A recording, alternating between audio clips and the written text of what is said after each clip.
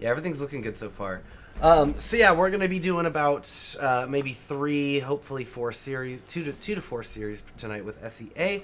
Then we are gonna be going to sleep, getting just the bare minimum as much as we can, and then we're gonna go pick it up tomorrow and try and hit all the regions if we Yeah, can. we're gonna marathon it hard.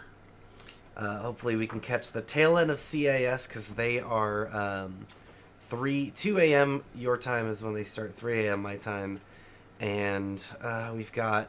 Do you remember how long things went for when it was TI qualifiers? It's the same here, right? As there's 128 open slots, right? Um, I think the TI Open qualifier is a lot bigger than this. I mean, this is pretty like moderately sized tournament Or from. sorry, did I say 1,028? I meant 128. That would be Yeah, I mean, this is a much. incredible if there's Yeah, 1,028. because this is a round of 64. I know the thing was a lot bigger. TI one. Oh, actually, we caught up to delay. We're finally in the draft. All right. Woo! Okay, I'm excited. Okay, so looking here, it's going to be Alter Ego versus Red Alter Ego on the Radiant with Red on the Dire. Starting out with bans, Bounty Hunter and Lycan. I've been seeing Lycan's been getting a banned, or I've been seeing him get banned a lot, especially in CSL as well. At first it seemed like it was targeted bans, but it's more and more common, right, Golgi? Oh yeah, I mean it's also because these are best out of one games, right? There isn't, you can get cheesed to say the least, right? And a lot of these teams are going to be running very reliable strats that can get them to win, right? Because like and also catch the opponent by surprise, right? And Lycan is someone that's really good at that. Lycan can just, I mean, push the game to a victory, and if you don't know how to deal with it, you can get out of control. And the hero is really strong right now. You go for a very early Helm Dominator build, you can farm very quick, and you know, if you let Lycan do what his thing is, you're just going to lose your entire base.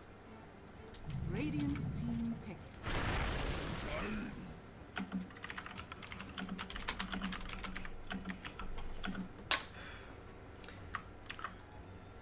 Tiny, very popular hero right now. He's so good, Golgi. Yeah, I mean, Then they tune him down. Like he was like first pick almost all the time, and they really tuned him down, and he's in a bit of a stable spot right now. But still, yeah, niche I don't think he's pick that maybe. strong, honestly. Yeah, I think he's like A minus, I would say. I mean, he's good, but like he's not like insane anymore. Um, and like he had a weird thing because he got reworked in 7.0, and no one played him because he was garbage. And then they constantly buffed him to the point where he was insanely strong. And yeah, now they brought him down quite a bit. His strongest aspect is the fact that like he gets a lot of free stats from the tree grab, obviously, which makes him really good laner and really good farmer. And also the grow is insane. The grow, like before when Tiny wasn't like when Tiny was like a spellcaster where you went like blink dagger on him and late game you picked the Dragon Scepter and then turned to core like a tower pushing carry. The ulti was probably the worst spell. A lot of times you skip the ulti like 2 levels until you can like get it up to like level 2. But now the ulti is probably one of his strongest things because it gives him status resistance, which I believe goes up to like 30%. I think it's 10% per level. So he's impossible to CC, and also it gives him armor per level on top of, you know, the increased range and damage and things like that. Of course, it slows him down a little bit. Actually, does it speed him up? No, I think actually speeds his walk speed, but slows his attack speed. But yeah, no, he's a good hero. And the other ones, oh man, we're gonna be in inspect in Dota TV mode again, right? I don't think I'll be able to draw on the map. No drawing. So yeah, no sad faces. But we do have a Tusk, so that does make me happy. I think this is a fun hero to watch when it's in the hands of a skilled player, and the way that he can just disrupt the other team. Yeah, I can't remember who it was at. It must have been at the Boston Major, I think. Was really picking Adfinum, someone on OG. I think OG was playing it, was picking Adfinum apart with it pretty bad.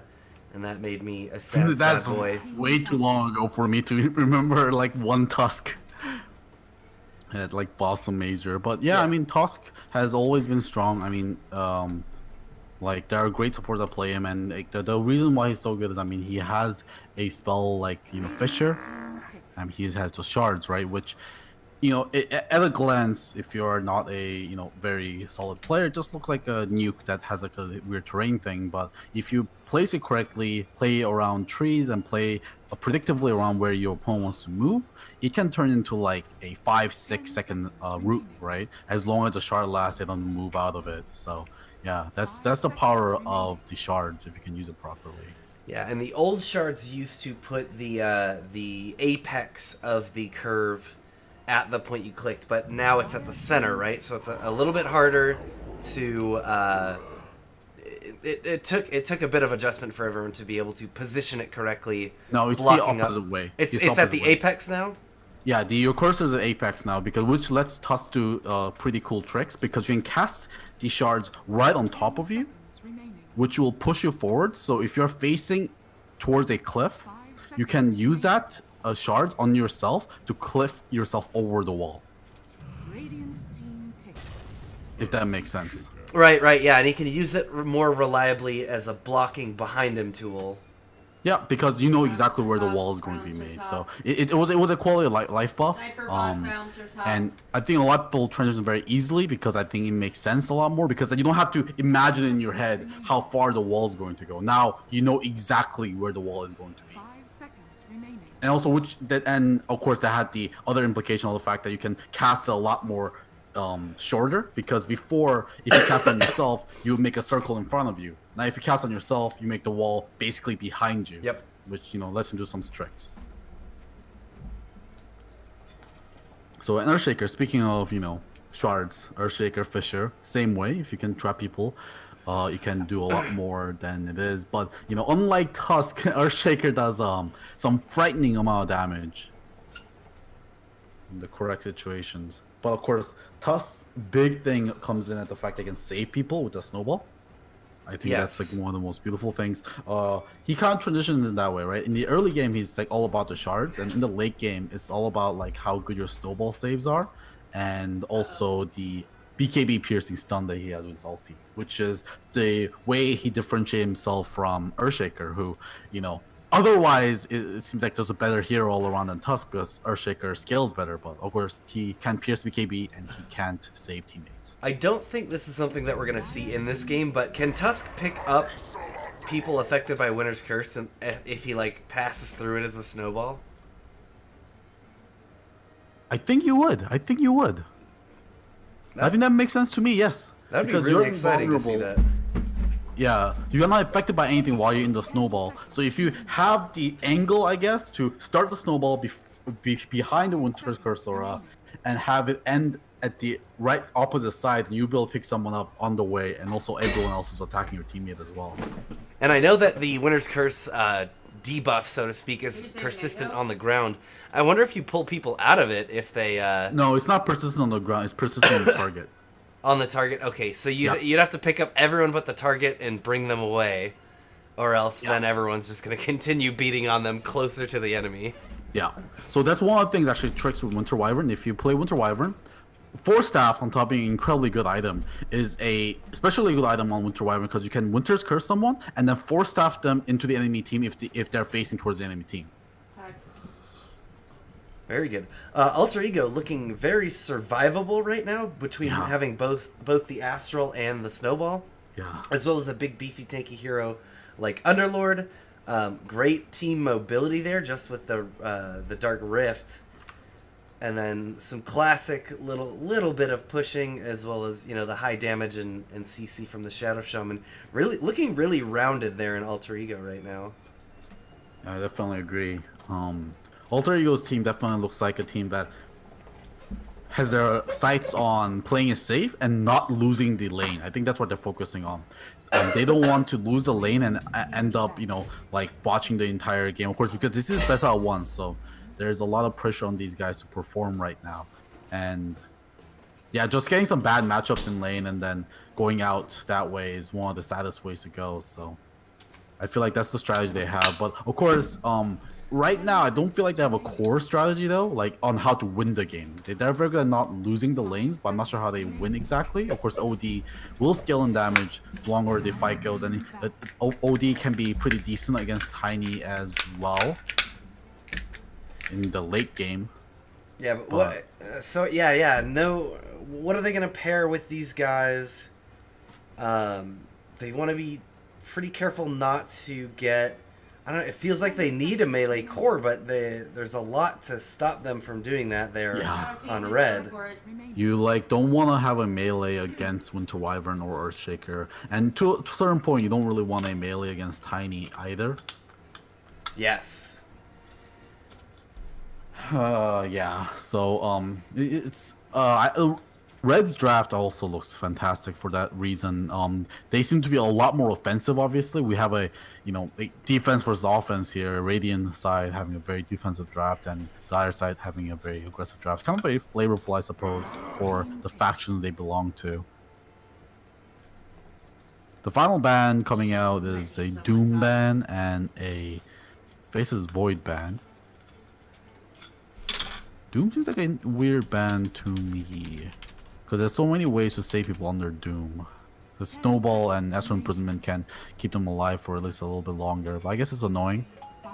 Yeah, also if they're going for like a light on core strategy, because obviously Shell Shaman and Tusk does not scale into late game. And Underlord like is beefy in the late game, but doesn't necessarily scale per se. He doesn't do the damage. So if they're going for like a very light core strategy, maybe Doom is a little bit scary. But I do like the Faces Void ban though. Sand King is going to the final pick. Yeah, just a lot of like aggression here for Team Red. Now, what can Alter Ego really do here? So okay, they're looking for a safe laner here. Safe laner who preferably is Ranged. a range. Durable. And they go for Troll Warlord. Troll Warlord synergizes with OD, can be range if he needs to, although he wants to be in melee form. Like you also absolutely need to build a BKB this game as well. So someone that can build a BKB, and Troll can build a BKB. But Troll is not very good in the patch. That's the problem. Juggernaut is okay. Someone that can keep safe from all the CC, can spin and stuff like that. Juggernaut is available. Razor would have been good actually. Razor would have been perfect, but Razor has been banned. Okay, there it is. Yeah, you said it. You said it's durable. It can be ranged. Has some crowd control, but again, it doesn't solve the problem of the fact that Alter Ego has like no damage. Yeah, they're they've got with the pick up of the Dragonite as well. They've got some pretty good ability to push towers, but all Red has to do is respond really. And what is Alter Ego gonna do? Yeah.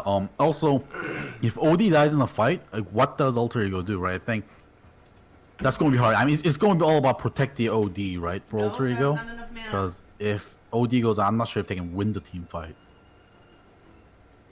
So by the draft, I'm going to give it to Team Red to take this game, but of course, we have no idea how good these players are, or how long they've been playing with each other. That's one thing that we notice, casting CSL together. You can tell that some teams have been playing together for months, and some teams just kind of formed a team like a couple of weeks ago.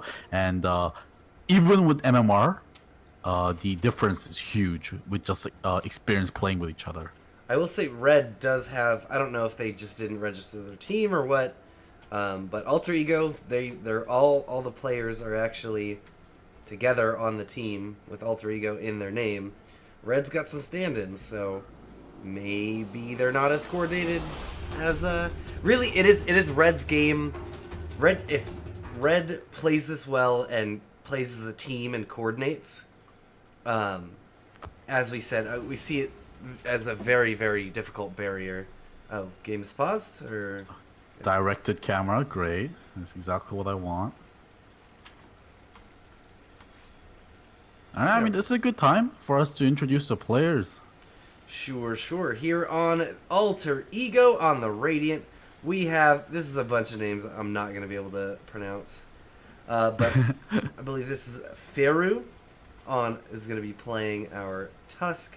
Yeah, We these names have- are actually not bad. Okay, I thought that specifically the Dragon Knight, ARS I'm going to call him, and then Yeah, I mean the middle is their name, so there was a time when I could read katakana. This is not that time anymore. weeb. Spaceman Supreme League is going to be playing on the Shadow Shaman. OD will be played by Kel'Thuzad. Yeah, Spaceman Supreme League is their sponsor.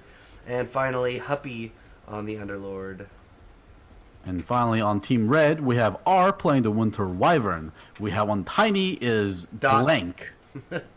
Because the Dot actually is part of the stand-in, Yep, so of he course. actually doesn't have any name. Null. I call him Space. I guess he has a space in there. I'm going to call him Null. Null's fine as well. And Molly playing the Sang King, and Earthshaker being played by Red on Team Red. Perfect. And finally, we have Dasad? ASD, playing the Queen of Pain. I'm like, I I'm think calling. Jukas. I think I'm Jukas calling- is the Earthshaker player. No, it's Red. His I name think- is Red. I think he put red in his name because he's standing in for red. 30 Oh. seconds to battle. But that means he put it in his actual name rather than the team name. Yeah, he's a silly boy. Alright, both teams are just going to position on their respective halves of the map. Yeah, I don't get to draw on the map. This is sad. This is crap. We'll do the best we can. Battle begins. Alright, so yeah, it's just going to be 2 runes for each side, except for Red, we have Queen of Pain taking double runes here for herself. Very good for her. Yeah, gonna get out a quick healing self plus enchanted mango for herself. Get some extra regen going in lane here.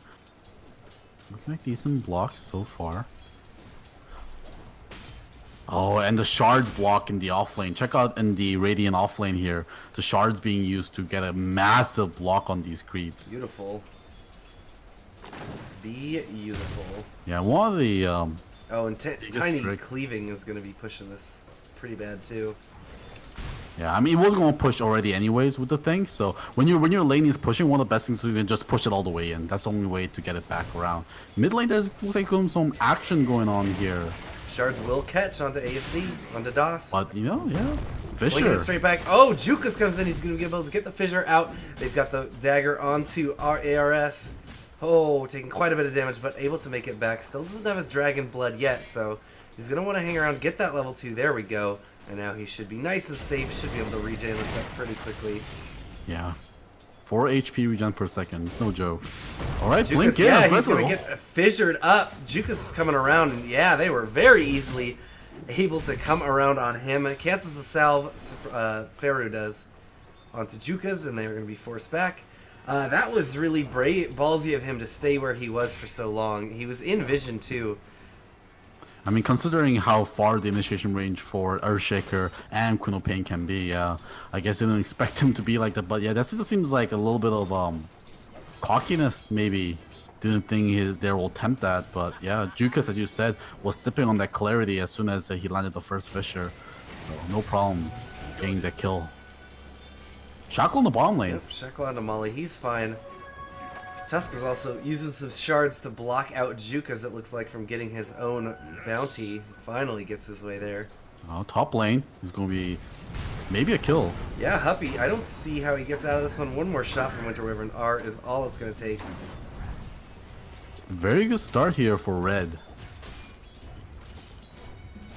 Yeah, and this is kind of not what we were expecting from Alter Ego, right? Is that it looked like they were drafting to be very safe in their lanes. Ooh, ARS getting fissured out in the mid lane again, and Jukas is just holding him in place, putting as many shots as they can. The fissure's going to go down. No, Breathe Fire is not going to save him.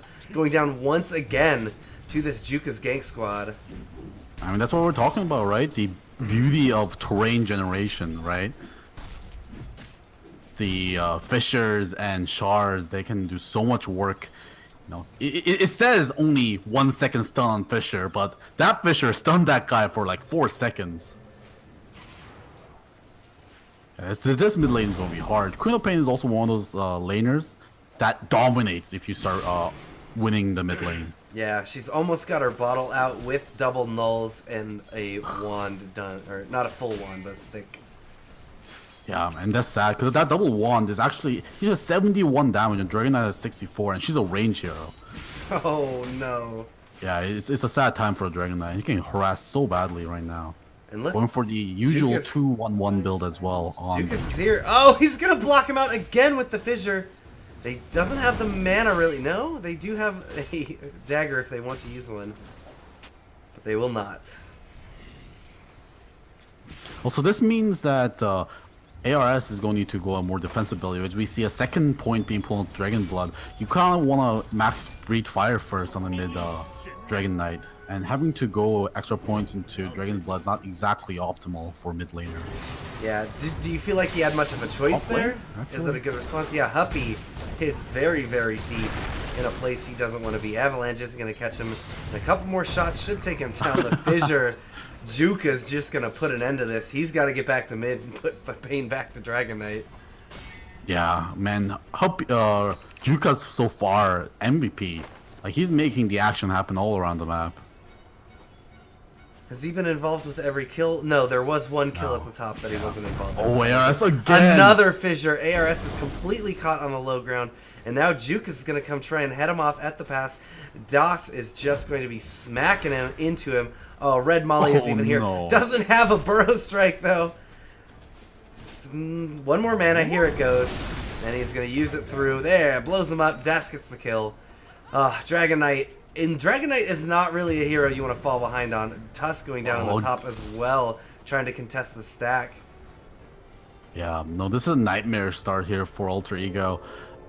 And when those fishers are going to give him nightmares after this game. And he's just rolling down the river and is like, okay, maybe I can run away from this. And he's just Sand King strolling up and meeting you. He's like, oh no, I'm so screwed. And Yukas again with great body blocks to make sure the Sand King has time to be able to build that mana for the Burrow Strike. Alright, they've got a Shackles out onto Queen of Pain, but Fissure once again. Oh, Jukas, you monster. Oh my god, 3-man Fisher like that, canceling the shackles as well. He got the offense plays and defensive Huppy going plays. down in the top once again. No, could be turning around. Firestorm onto Null. Null goes down. Huppy's ready to fight. He's got 80 stacks of atrophy up. He decides to back up, but he finally turns around and hits back for for Alter Ego. Yeah, I mean the power underworld for you. He's never out. Bottom lane now. Yukas getting taken down in the bottom lane to the arcane orbs of Kel'Thuzad. Looks like he was shackled up there and probably shards down as well. I didn't notice. It's Kel'Thuzad. This makes me uncomfortable.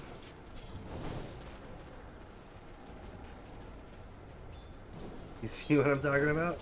Yeah, I mean there's an R in there. It looks like bot lane there's going to be another gank attempt here. They do have detection for the Sand King as well if he tries to hide under the sandstorm. Spaceman trying to look for Molly. He's gonna find him. Radiant are scanning. He's trying No to make his shackles way yet. away. Oh yeah, they're gonna use the shackles and the snowball, but they have more than enough damage here. No need to stack. Yeah, they're catching back up actually. No, they're actually ahead in gold right now in this laning phase because if you look at the last hit count right now, last hit count are all on the top green actually. Oh, mid lane Another yet block again, onto though. ARS. He's in dragon form this time around, and red are the Winter Wyvern is even here to make sure he doesn't have a very good time. He's running away, and he's actually making some pretty good headway, but he should go down here very shortly. One more shot. Oh, they're blocking him out. Fissure will be more than enough to do it, but now Tusk, trying to save his life, is going to be caught in the middle of 4 heroes from red. He's going to use the snowball forward and start making his way away, but the Shadow Shaman will be the only one to make it out of there alive. Yeah. I mean, we saw the effect of like maxing Dragon Blood first on the Dragon Knight. Very powerful, and like he survived for a long time, but he doesn't do any damage. Like they can gank him and without worry about any kind of like turnaround potential because all he has is right clicks. Don't do a lot of damage.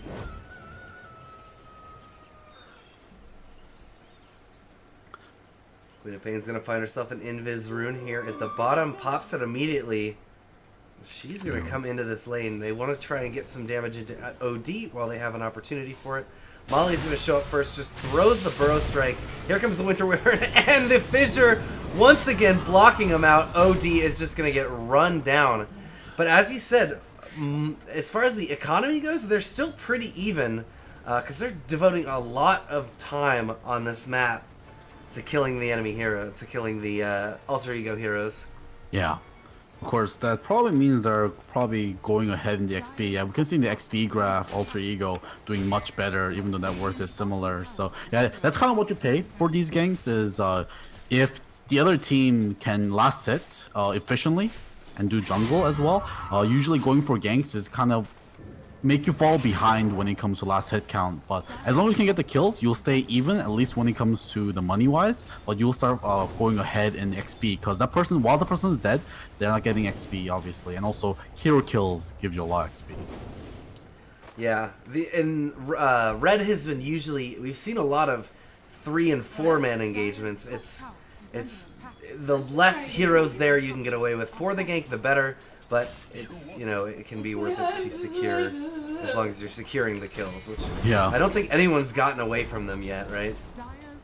Yeah, no, not yet. I think all their ganks have been so successful so far, even picking up some extra ones in the back. Well, Huppy's going to claim the first tower of the game with that Underlord Firestorm wave pushing spam. And he's even picked himself up a Helm of the Dominator. Wow, interesting item for him to pick up. I mean, it's a good item. I mean, that item was built on basically everyone for a while when it was first kind of like buffed to stay status right now. I can't remember what did they change about it that made actually it in the that bottom way? Middle lane right now. Queen is getting shackled up. Oh, she's got 1 second before she can blink. Very nice. Winter Wyvern's gonna be able to get her in ice and maybe save her. No, they get a stun onto her. Is not able to blink out in time. Now shackles onto Winter Wyvern. Oh, Hex onto the Earthshaker as well. Supreme Spaceman is getting killed before he goes out, but they run out the Sand King as well.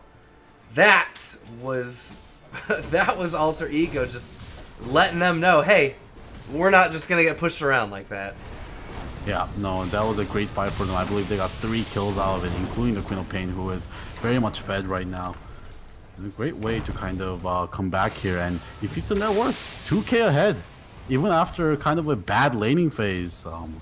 CS and big team fights win in the end of the day. Yeah, DK is getting plenty of damage into this tower. Yeah, that's what he does. The Dragon Form level 1 with that Corrosive Breath. Can do a lot of damage. Oh, and then the Cannon also finishes it off as well. Dragon Knight and Earthshaker were just kind of juking each other. Yeah. Earthshaker with the fissure, like waiting for him to launch the projectile so he could stun him and cancel. And in the end, the catapult just takes the tower down. Yeah, I think ARS is pretty happy with that. Of course, he would love to have the last hit though, but the worst case scenario is getting denied. So he's okay taking the middle ground there. Because getting your towers denied really hurts. It does hurt your economy gain quite a bit, especially in a team like this that want to push a lot. How's Tony doing? Tony is just farming up in the jungle, looks like, with his tree toss. Oh, interesting. He actually didn't max tree grab first. A lot of times nowadays, safely Tony's love to max tree grab first. Got an engagement in the bottom. Oh, the Winter's Curse is going to catch onto 2. Tusk quite a lot of damage.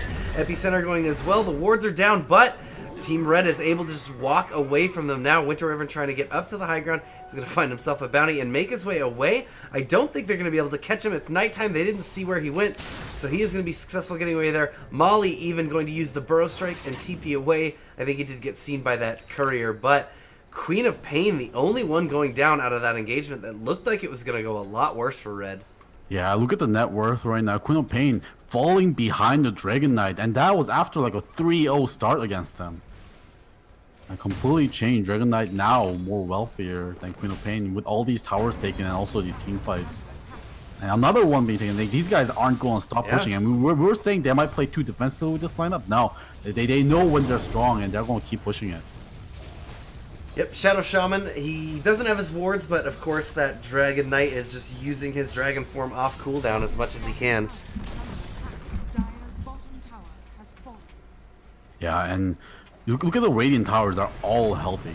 Except for the top one, which is half health, but the middle and the bot, still basically fresh. Mint condition. Uncirculated.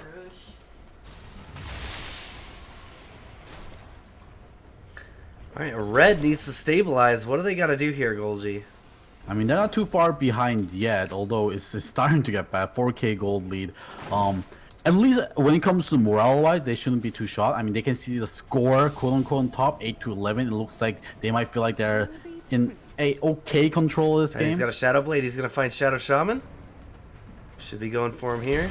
Shaman, he's going to hit the Avalanche, the toss. A couple more shots is all it takes. Why is he so squishy?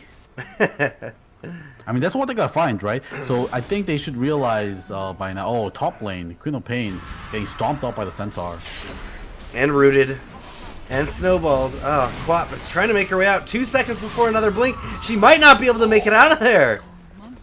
Oh no! I mean, at this point, Queen of Pain is starting to feed. What happened there was she blinked to the high ground there to snatch the bounty rune away. But who was waiting there? Underlord with a Pit of Malice, and as soon as Pit of Malice ended, a storm from the Centaur he had with the Helm Dominator. And then after that, who came? Tusk came in.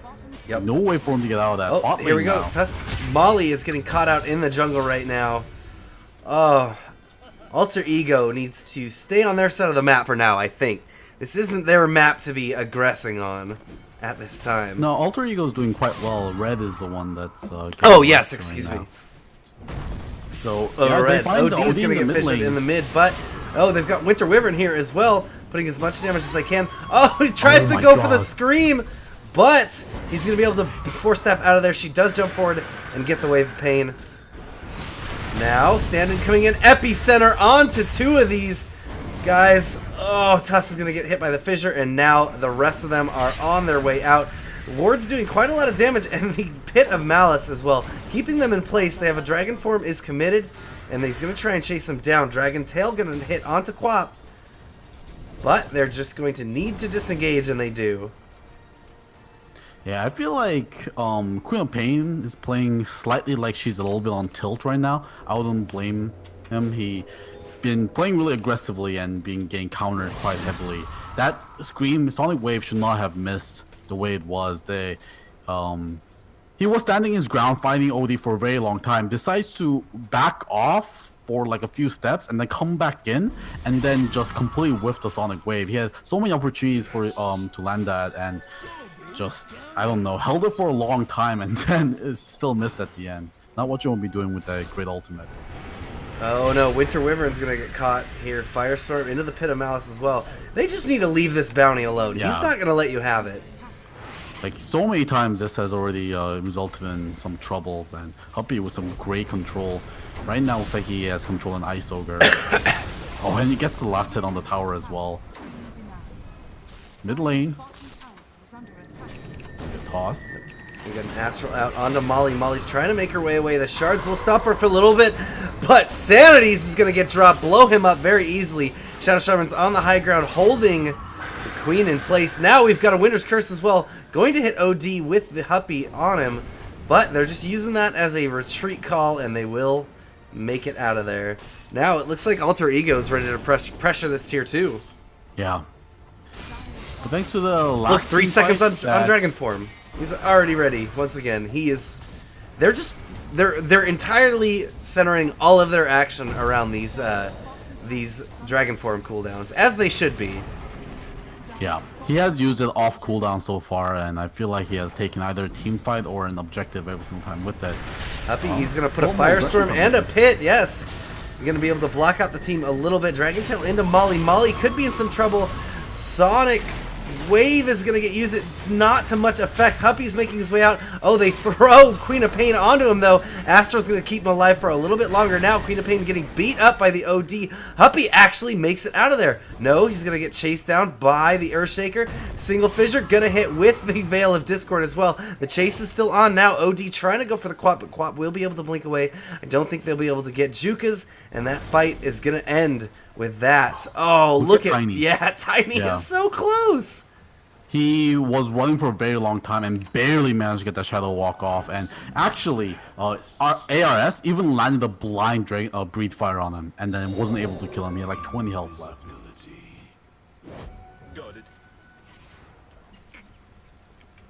Oh baby, oh baby. Tusk is getting pretty close to having a Spirit Vessel done. There's not much. That'll be very good dealing with the Wyvern. Yeah, it makes Winter Wyvern's Cold Embrace like Useless. garbage. Even more of a liability. Yeah, I mean it's already a bad spell. It makes it even a worse spell. It just stuns your ally, and they don't even get healed. OD's got his Dragonlance built, just sitting in the stash. Looks like he wants to get all the money for his Hurricane Pike before he can send that out. Very close to it, of course. Recipe not very much on that Pike. Yeah, the problem right now is to get the Reds cores up in farm right now. Tiny doing pretty good. Queen of Pain struggling a little bit, but just look how underfed that offlane Sand King is. Actually has nothing. Not even Blink Dagger on that yet. By just net worth, it looks like Earthshaker has been in the offlane. Yeah, Underlord is putting so much pain. Oh, Queen of Pain! He's gonna get caught the second time by Pit. So much damage taken. This Underlord has been an absolute nuisance and a menace. He's top of the net worth chart, obviously, just being able to farm Firestorms like crazy. And he's got just doing great so far. Pipe of Insight for his team already. Yeah, Pipe is a great item against that team. There's so much magic damage on Team Red. You know, we have a little bit of magic damage on Winter Wyvern. Queen of Pain is all magic damage except the ultimate. You got that Earthshaker with the magic damage, and even Tiny packing quite a bit himself. Dragon Form used off of cooldown once again. Yeah, He's already put the damage. With a rocky start, but coming back in such a strong way. His score does not reflect how well he's been playing. 3, 4, and 3, but like man, like if you knew if he started at 0-3 in lane, you would not believe how well he's doing right now.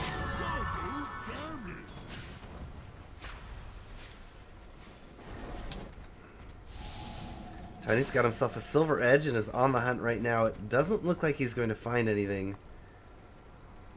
Because Alter Ego doing a bit better job of playing together now. Part of the reason that ARS is doing so good is that he's just got a whole freaking division of support backing him up every time he drops that dragon and goes for a tower. I think that's something that is a big difference between these two teams. We see Red over and over again kind of get caught by themselves and getting picked off by Alter Ego. And again, Alter Ego right now smoking top to be able to find the Queen. And it just feels like there has been a lot more team play coming out from Alter Ego. But Das, sniffing it out, like no one's on the map, and I feel like I'm exposed, so TP's all the way back to his base. Yeah, they're still going to be just fine with this. 5 seconds until Dragon Form. Yep. Bot lane though, Tiny is going for the trade here, and I think at this point, Red is happy going for trades. Yes. The final tier 2 gets taken down right now by Alter Ego. They don't Still even healthy on the tower front. Yeah, don't even use the Dragon Form yet. They want to save it for the top. They're going to drop the wards, and now they can see who's TPing in. Are they ready to go? Dragon Form is used. They just pop the Rift right away. They say, all right, this doesn't favor us. Out we go. Right into the the Roche Pit! So Are you kidding me? Okay, so Alter Ego has had the Centaur, the Conqueror, in the pit using his Helmdometer. Like, this is one of the most efficient Helmdometer uses I've ever seen. That was the cheekiest thing I think I've ever seen. Oh, you TP in to defend your tower? Oh, we're just going to TP right into the pit. And you guys don't even know, because they don't even see them going there, because they TP right into it. Oh, Tusk is going to get caught and detonated, but a worthy trade for them, getting that Roche and getting out mostly clean. Yeah. I mean, how are you supposed to guess that? Like, a lot of teams might be like, oh, they just like TP into fountain. Oh well, they're going to be. So you might not even think they're in the Roshan, because there's no way TP. Why into the would Roshan. you think? Yeah, like it's not like a Helm of the Dominator Underlord is something you see all the time. I see the power in it now, though, just to basically have, you know, it's like when he would be paired with things like Beastmaster, so you could always TP onto Hawks and stuff like that. But he's in control of it, and he's playing this so efficiently. Yeah, because the thing is, it's so much more than just a Dark Rift target. He's been using it to land stuns. He's been so good at microing the creep. I believe he already landed like about 3 Centaur Conqueror stuns, which is nuts. That's a 2-second stun, by the way, on that creep. But very hard to land. He's been doing it.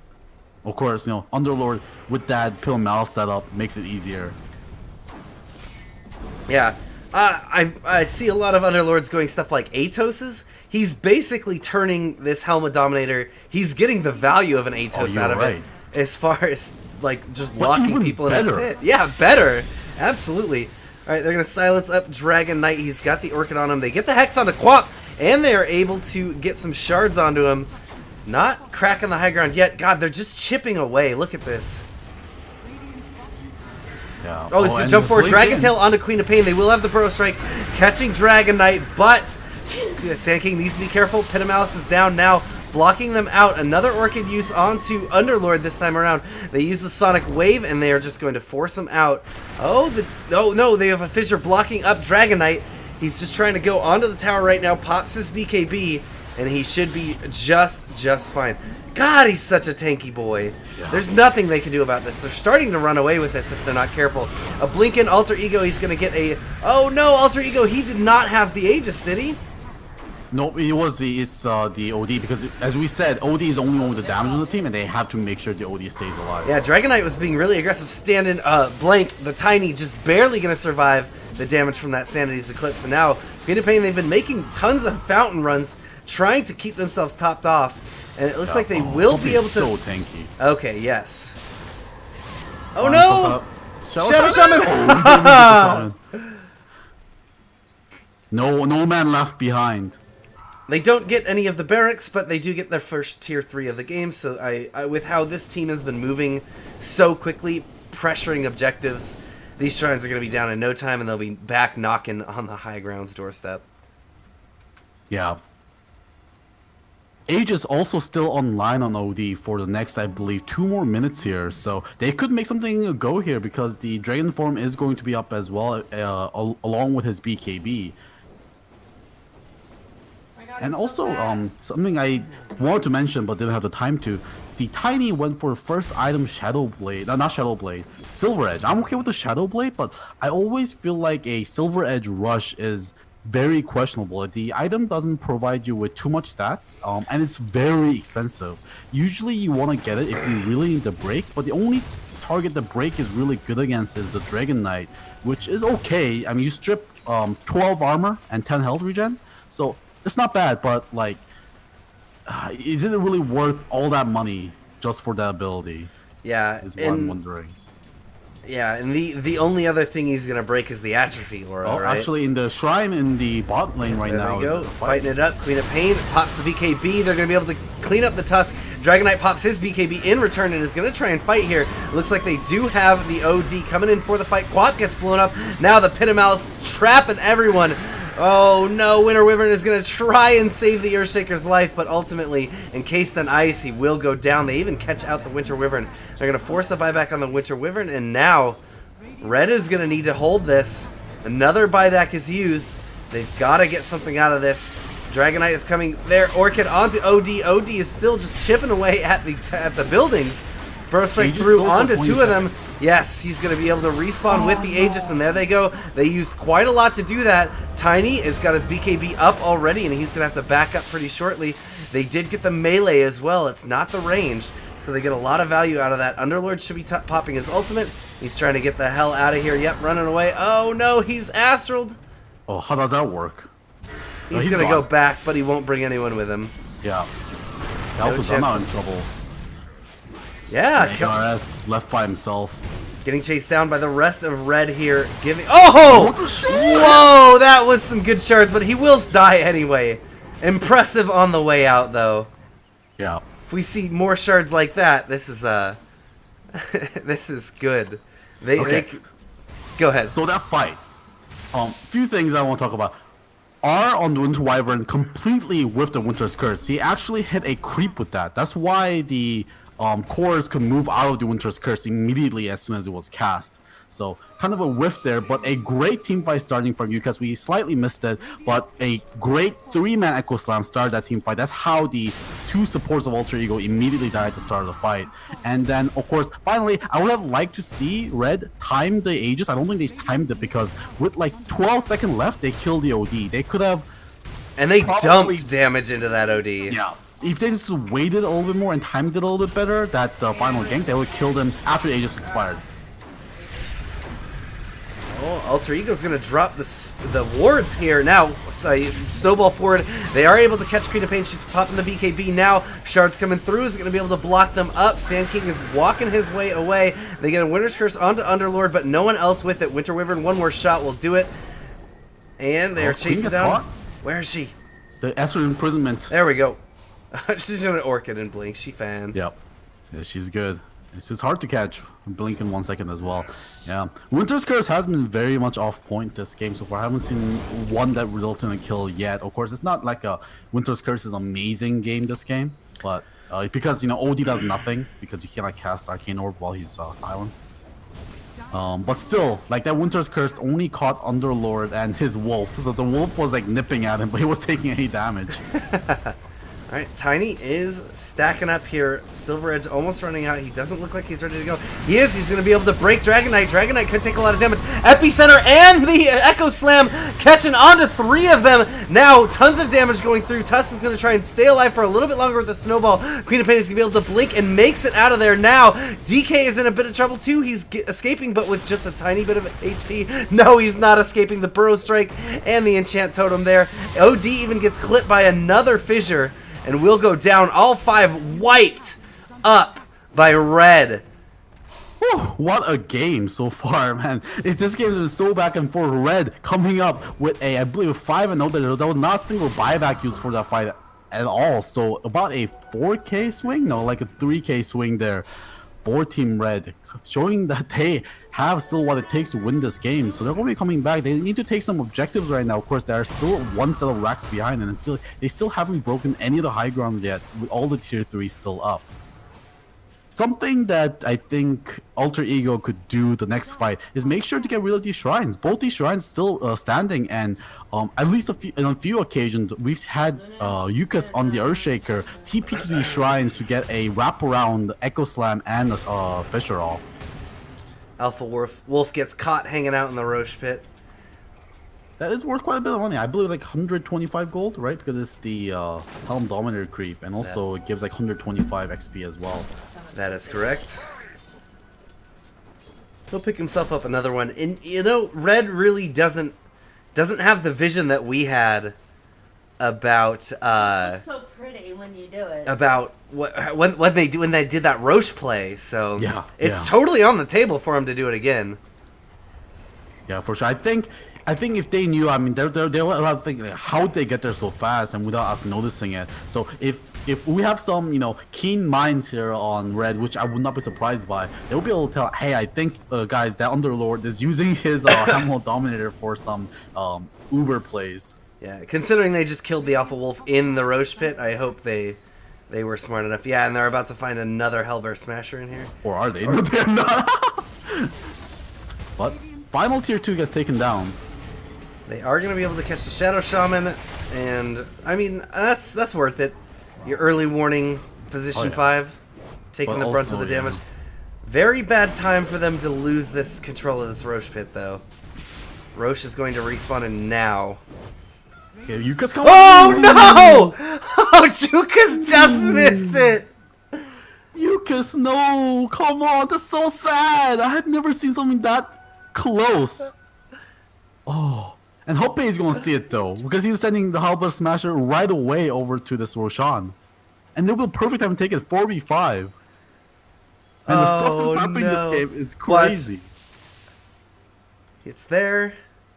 Yep. Now, Alter Ego knows it's up, and if they want to go for it, it's risky, but they could roll the dice and try to like jump into it. I think they should like show bottom or something like that, clear a couple waves as a team, and then. Oh, and you then can see that. You can find it. Yeah. All right, so Roshan is on the table for both teams now.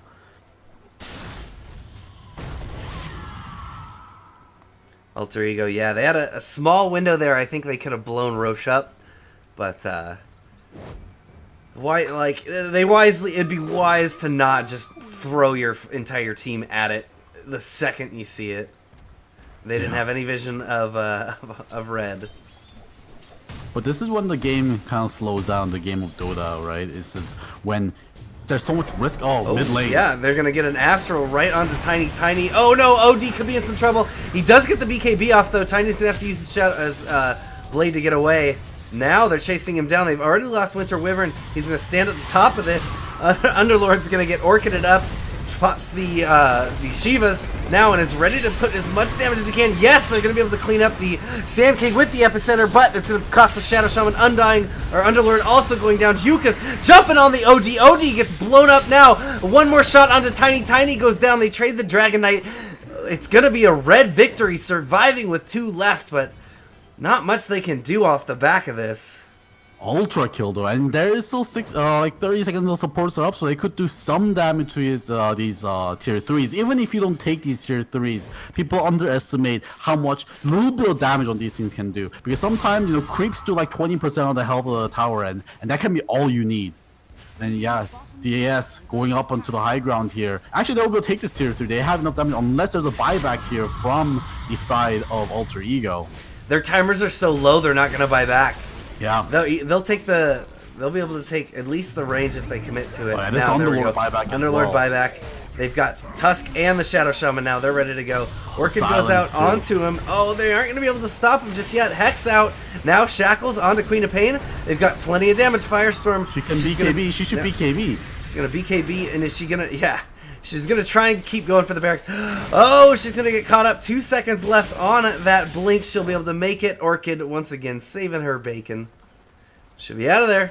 Yeah, she should have bought the BKB way earlier. I think if she did, they might have had a chance for that Rax.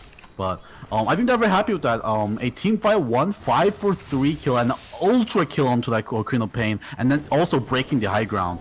They're very happy even without taking the melee Rax. Yeah, Alter Ego hasn't even taken the shrines yet, so... No, not yet. Red ARS blinking onto Roshampet. Kel'Thuzad following behind him as well.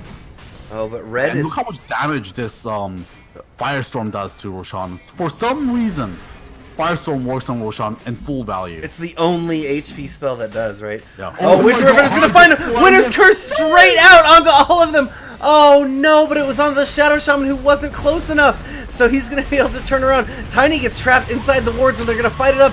BKBs are flying. Sonic Wave goes out. Only the casualties on red so far, but they have to be careful. Tusk finally gets cleaned up by the Tiny. It is 2 for 1 so far. Who's going to be able to take this down?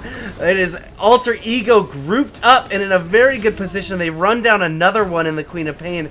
They pick themselves up that Roche. The Aegis went over to Kel'Thuzad, and now they are very much ready to take another set of barracks. Man, I don't want to like single out players usually, but man, that was a golden opportunity, and oh man, those Winter's Curses have been so off point. Oh, that could have been such a great start to the fight. Wait, what do they do? They whiffed it in the most craziest way. Okay, they got 2 buybacks. And, of course, again, like, the way that this Rift is being used is so efficient, too. 2 buybacks, they're back to base. I haven't seen such good Rift usage. There it could be a little dangerous because Tiny was standing right behind him. If he was closer or had a Blink Dagger, he could have tossed the Underlord somewhere far away, so it would have canceled the Dark Rift, at least for his teammates. But, alas, that did not happen. I need to get better at video editing because this game has so many highlights. Yeah. Oh, but man, yeah, those Winter's Curses break my heart. So much. I understand why he went for Xiao Shaman, because Xiao Shaman is the one that's very easy to kill with the Winter's Curse. But man, I think that was so obvious that he was out of range. I mean, if and you with even play like Winter Wyvern like even a decent amount, that's very obvious like he's gonna miss. with how many people were there, do you think it was worth trying to take a shot at OD with the Winter's Curse? Yeah, or at the very least, it will do a huge amount of damage and also stun them for a very long time to set up a great Echo Slam, right? But instead, they just all got to stand around.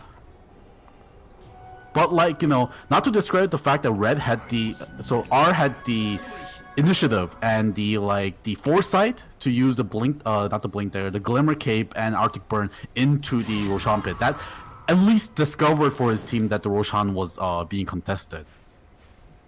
So at least there is that. Yeah, and very close to going down.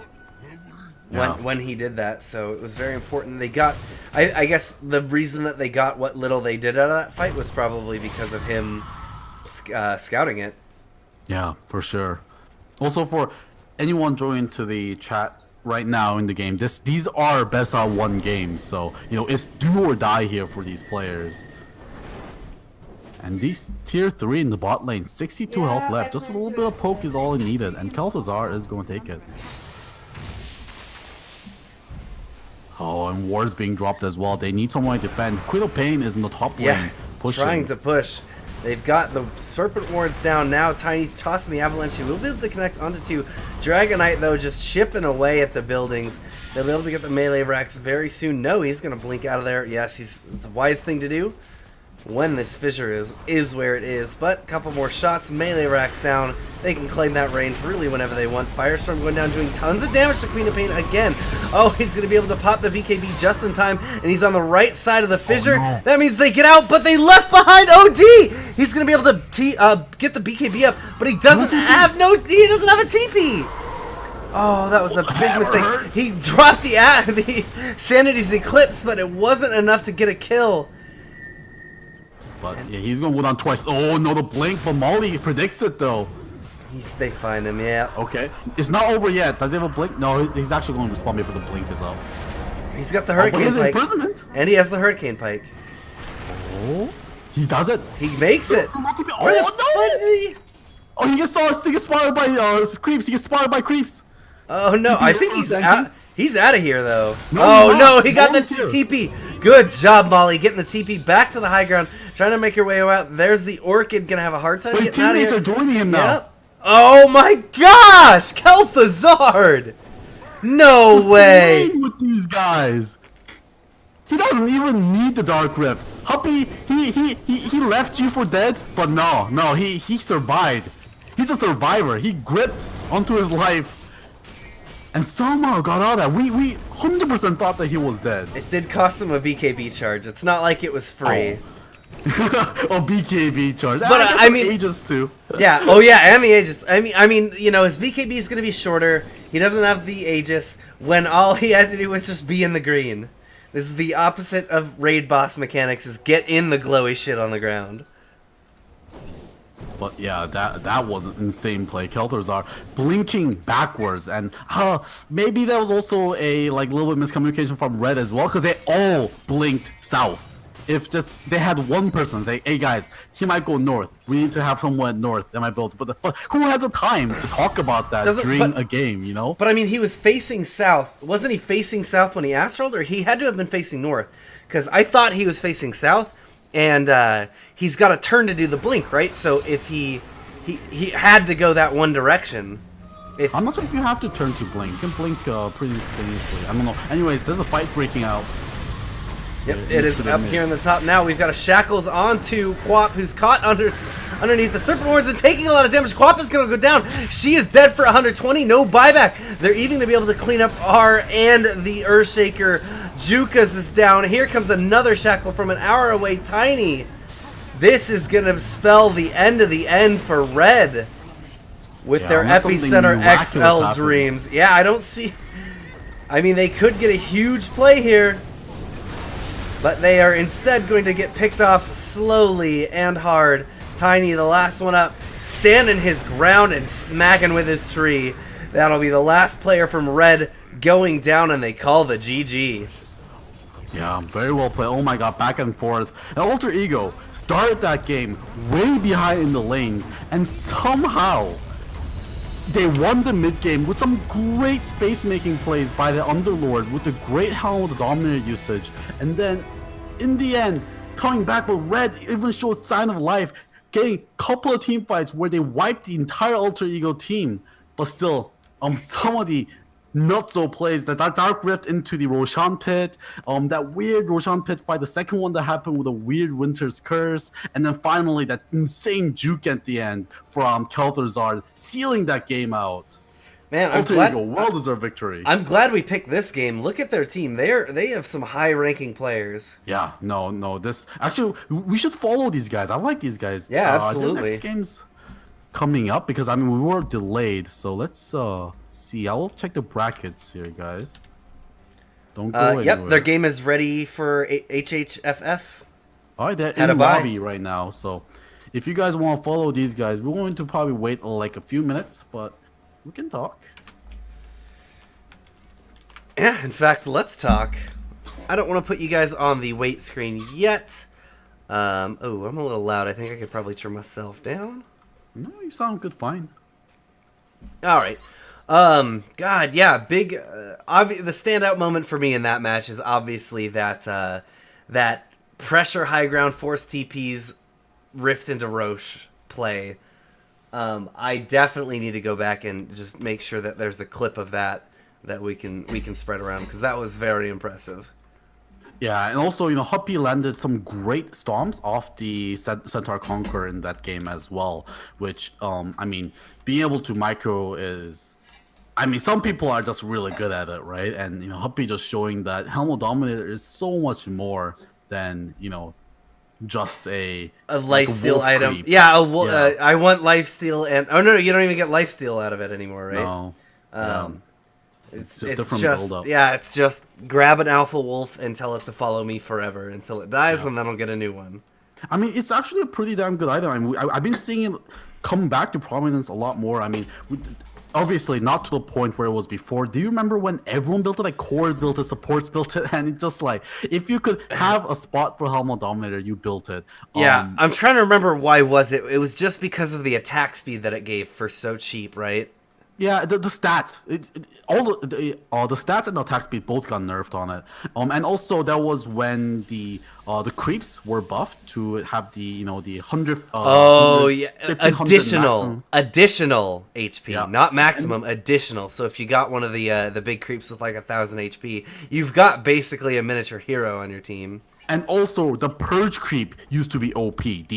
The problem with the purge creep was that it only had like 300 health, but if you have like 1800 health, purge creep, perma slowing you and perma purging you, like that was nuts. And that was one of the ones that was so strong. And also killing those creeps gave you just a normal bounty, normal like jungle bounty, Yeah. which was super sad. But you had to do like 1500 damage to it. You still got like 30 gold out of it, right? Yes.